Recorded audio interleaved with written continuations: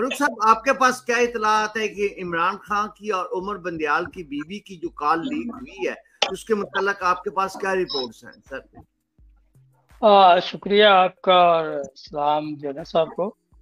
اصل میں یہ کہانی تو آج کی نہیں، یہ بہت پرانی ہے، یہ تانے بانے بہت پرانے ملتے ہیں، جنید صاحب کو بھی پتہ ہے۔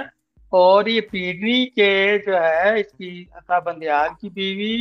اور آپ کی ثاقب نثار کی بیٹی ہیں، یہ سب پیڈنی کے پاس جایا کرتی تھی بنی گالا، ٹھیک ہے نا۔ یہ ان کے جب سے تعلقات ہیں، اور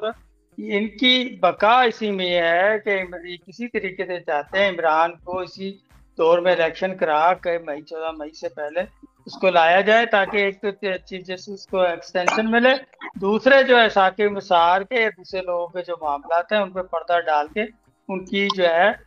جان بخشی کرائی ہے۔ ابھی پچھلے دنوں میں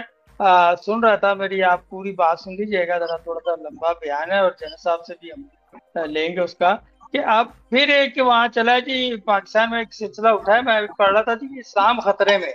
ٹھیک ہے نا، اسلام خطرے میں۔ آپ یہ دیکھیں، آپ پیچھے جائیں شاہ ولی اللہ اور ان کے پیروکاروں میں، تو اس وقت کہا گیا ان کے پیروکاروں کو کہ سکھوں اور مراٹھوں سے اسلام کو خطرہ ہے، چلے سکھوں اور مراٹھوں سے خطرہ ہے، اور اس کے بعد ہم نے سکھوں اور مراٹھوں کو راستے سے ہٹا دیا، اسلام بد دستور خطرے میں رہا۔ پھر یاد ہے آپ کو شاہ عبدالعزیز نے اور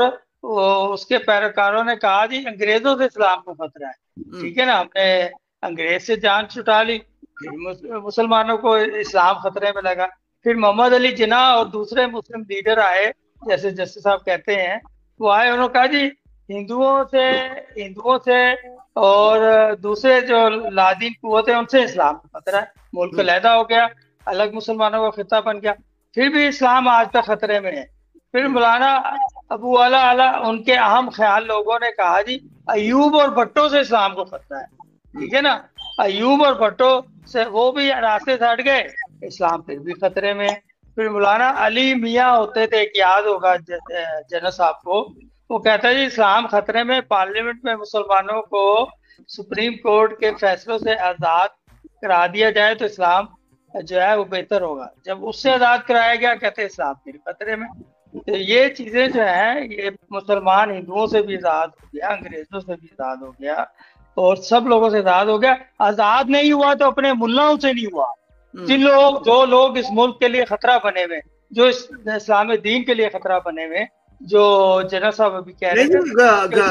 خان صاحب اس وقت خطرہ تو جو ہے سب سے زیادہ قادیانوں سے، اور ان کا جو نمائندہ اس میں یہاں پہ کام کر رہا ہے عمران خان ہے، اس سے خطرہ ہے، اور